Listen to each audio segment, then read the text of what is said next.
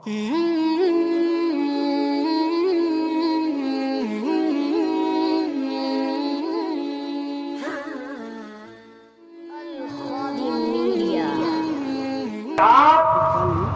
ادارے میں اپنے بچوں کو بھیجیے،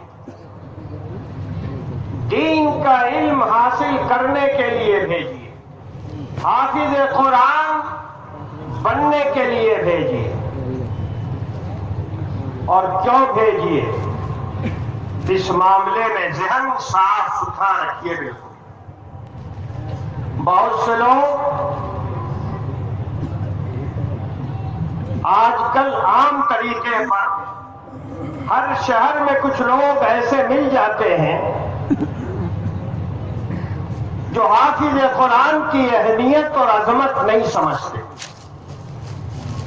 اور ذرا ہلکے انداز پر حافظ جی کہہ کر کے گزر جایا کرتے۔ جو وزن، جو عظمت، جو صلاحیت اللہ تعالیٰ نے حافظ قرآن کے اندر رکھی ہے، بعض لوگ اس عظمت کو اپنی زبان، اپنے انداز سے ہلکا کرتے۔ آپ کو یہ سمجھنا چاہیے کہ یہ طریقہ سمجھنے کا یہ انداز بالکل غلط ہے۔ حافظ قرآن کون ہوتا ہے؟ پہلے تو یہ سمجھیں، ہر وہ آدمی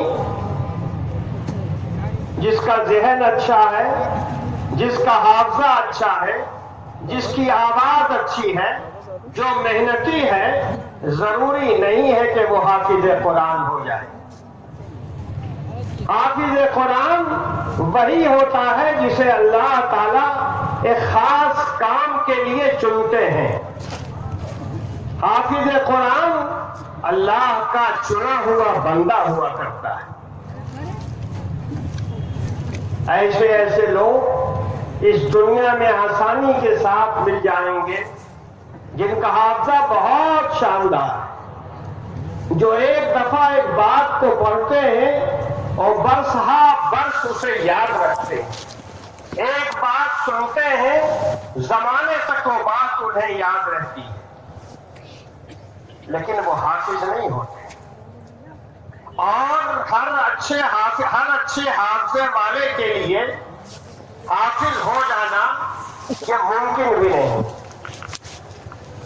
اللہ تعالیٰ کی شان، اللہ تعالیٰ جسے چاہتے ہیں حافظ بننے کی توفیق دے دیتے ہیں، جسے یہ توفیق نہیں ملتی وہ تمام تر صلاحیتوں کے باوجود حافظ نہیں بن پاتا۔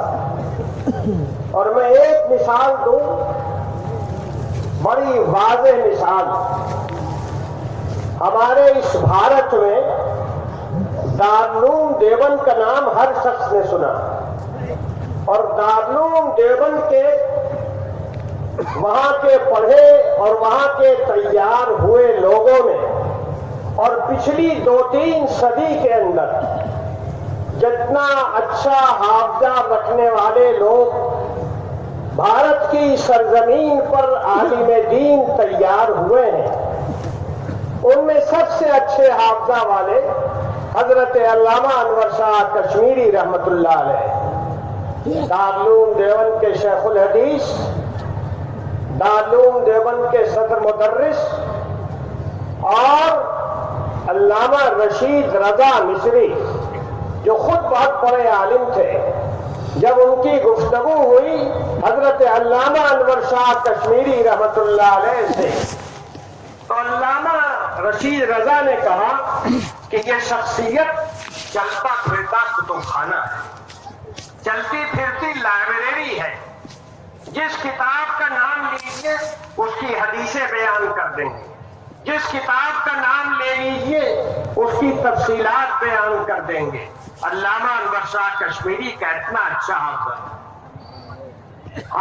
ان کا اتنا اچھا تھا کہ ایک حدیث، کوئی ایک تفسیر کی بات، کوئی ایک فقہ کی بات ایک دفعہ پڑھا انہوں نے، زندگی بھر کے لیے یاد۔ حج کرنے تشریف لے گئے تو وہاں کتب خانے میں انہیں ایک کتاب ملی فقہ کی، اسلامی قانون کی۔ علامہ انور شاہ کشمیری کو وہ کتاب پسند آ گئی۔ علامہ نے کتب خانے کے منتظم سے کہا کہ آپ اجازت دیجیے میں اس کو لکھ لوں، نقل کر لوں۔ منتظم نے کہا پڑھنے کی اجازت ہے، نقل کرنے کی اجازت کتب خانے میں نہیں۔ علامہ انور شاہ کشمیری نے کہا کہ ٹھیک ہے، سبحان اللہ، بڑی اچھی بات ہے، میں اسے پڑھ لیتا ہوں۔ شروع سے آخر تک وہ کتاب جو آج چھپی ہوئی ہے اور تقریباً 250 صفحے کی ہے، علامہ انور شاہ کشمیری رحمت اللہ علیہ نے وہ کتاب پڑھی، لوٹ کر اپنے ملک بھارت آئے، دارالعلوم دیوبند میں بیٹھے اور جو کتاب مکہ مکرمہ میں پڑھی تھی انہوں نے اس کو شروع سے آخر تک لکھ دیا۔ اور آپ کو سن کے حیرت ہوگی، لکھنے کے بعد وہ کتاب، اس کی نقل تیار ہوئی اور پھر یہاں سے بھیجی گئی مکہ مکرمہ، اور حضرت علامہ انور شاہ کشمیری رحمت اللہ علیہ نے معتمم کتب خانے کے نام خط دیا کہ میں نے جو کتاب وہاں پڑھی تھی اپنے حافظے کی مدد سے یہاں آ کر دارالعلوم دیوبند کی سرزمین میں بیٹھ کر اس کو میں نے لکھ دیا ہے، آپ ملا کے دیکھ لیجئے کہیں کوئی غلطی تو نہیں ہے، کہیں کوئی کمی کوتاہی تو نہیں رہ گئی ہے۔ یہ حال تھا علامہ انور شاہ کشمیری رحمت اللہ علیہ کے حافظے کا۔ 250 صفحے کی کتاب ایک دفعہ پڑھا، پوری کتاب زبانی یاد۔ لوگ کہتے ہیں کہ انہیں 2 لاکھ حدیثیں زبانی یاد تھی، معمولی بات نہیں ہے۔ ہم لوگوں نے بھی حدیث پڑھی ہے، حدیث پڑھائی ہے، لیکن ہم یہ دعویٰ نہیں کر سکتے کہ ہمیں 200 حدیثیں یاد ہیں۔ اس لیے کہ حدیث کا مطلب یہ ہوتا ہے کہ آپ یہ بتائیے کہ یہ بات سرکار دو عالم صلی اللہ علیہ وسلم سے کس نے سنی، اور پھر ان سے کس نے سنی، اور پھر ان سے کس نے سنی، اور آپ تک یہ بات کیسے پہنچی۔ یہ اتنا لمبا سلسلہ ہے کہ ہم لوگ تو اسی سلسلے میں چکرا کے رہ جاتے ہیں، حدیث کا نمبر تو بعد میں آئے۔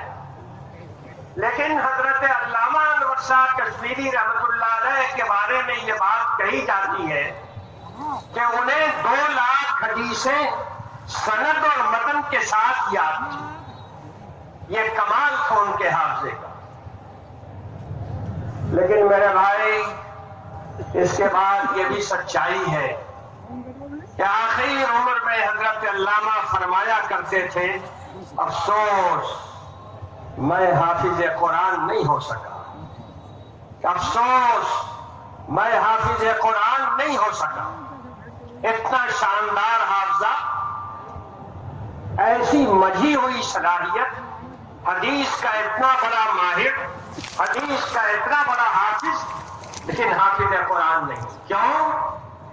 اگر حافظے کے زور پر کوئی آدمی حافظ قرآن ہوتا تو سب سے پہلے حضرت علامہ انور شاہ کشمیری رحمت اللہ علیہ اور ان جیسے لوگوں کو حافظ قرآن ہونا چاہیے، لیکن وہ حافظ نہیں ہو سکے۔ میں آپ کو ایک دوسری بات بھی بتاؤں، اور وہ بھی عجیب بات۔ میرا خاندان علماء کا خاندان ہے، ہمارے ہر نسل میں بڑے بڑے علماء رہے ہیں۔ اب تو ہمارے خاندان میں بھی علماء کی کمی آ گئی ہے، ہمارے جیسے جاہل لوگ ہی بیٹھے ہوئے ہیں کرسیوں کے اوپر، لیکن ہمارے خاندان میں بڑے بڑے علماء رہے ہیں۔ اور یہاں سے لے کے سیدنا شیخ عبد القادر جیلانی رحمت اللہ علیہ، جن کو آپ لوگ بڑے پیر صاحب کہتے ہیں، بڑے پیر صاحب تک ہر زمانے میں ہمارے خاندان میں بڑے بڑے علماء رہے، بڑے بڑے محدثین، بڑے بڑے مفسرین، بڑے بڑے فقہاء رہے۔ اور خود بڑے پیر صاحب بہت بڑے عالم تھے، بہت بڑے عالم تھے. لیکن یہ بھی عجیب بات، بڑے پیر صاحب رحمت اللہ علیہ سے لے کر آج تک، یعنی مجھ تک، اس پوری نسل میں ایک بھی حافظ نہیں ہے. بڑے بڑے علماء ہوئے، بہترین حافظے کے لوگ ہوئے، بڑی اچھی صلاحیت کے لوگ ہوئے، لیکن اللہ نے علم تو دیا. بڑے بڑے صوفیہ بھی ہوئے، حافظ نہیں ہو سکتے. پوری نسل یہاں سے لے کے بڑے پیر صاحب تک خالی ہے حافظ قرآن سے. کیوں؟ عالم تو ہو گئے، اللہ نے ان کو علم کے لیے پسند کیا، وہ عالم ہو گئے. اللہ نے حفظ قرآن کے لیے پسند نہیں کیا، اس لیے حافظ نہیں ہوئے. اس لیے میرے بھائی یہ بات دلوں میں بٹھائیے، حافظ وہی ہوتا ہے جسے اللہ تعالیٰ چن لیتے ہیں، جسے اللہ تعالیٰ پسند کر لیتے ہیں، وہی حافظ ہوتا ہے. اپنے من سے کوئی حافظ نہیں بنا کرتا ہے. اور جسے اللہ تعالیٰ چن لے، بتائیے وہ آپ سے ہم سے آگے ہے یا نہیں؟ بہت موٹی سی بات ہے. جسے اللہ تعالیٰ پسند کر لے وہ ہم سے آپ سے بہت آگے ہے، بہت بڑا ہے وہ.